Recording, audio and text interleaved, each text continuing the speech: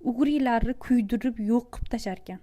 Kimda shunaqa karis xolasi bor? Menda bor. Karis xolamni anchadan beri ko'rgani bormadim. Bugun borsam, yuzingni qara, o'lik terilaring ko'payib ketibdi, mamutga yotib. Meni bilasizlar, kamidonim bor yuzimda.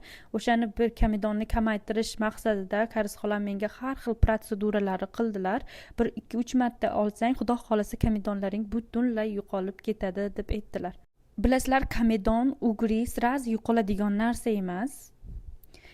Bir chetdan meni yuzimni tozalashni boshladilar. Bilasizlar, o'lik terilarni olib tashlash kerak. Shuning uchun yuzimga piling qildilar.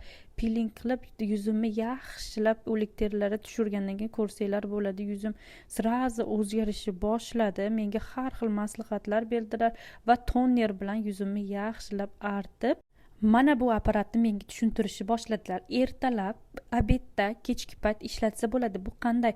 Krem, bilasizlar, krem har xil narsalarni yuzga surtgandan keyin uni ichiga kirgizishga, terini ichiga, shu apparat terini ichiga kirgizib berar ekan, terini tarang qilar ekan. Yana nima deydi? Ugrilarni kuydirib yo'q qilib tashar ekan.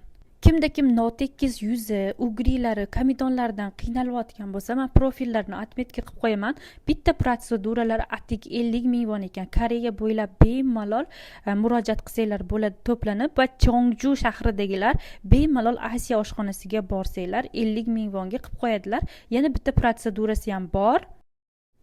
Ungacha olishga umuman vaqtim yo'qligi uchun men ketib qoldim. Boshqa kuni borib albatta olaman. Kimda kim bir martalik 50 ming wonga olmoqchi bo'lsa, mana shu profilga murojaat qilinglar.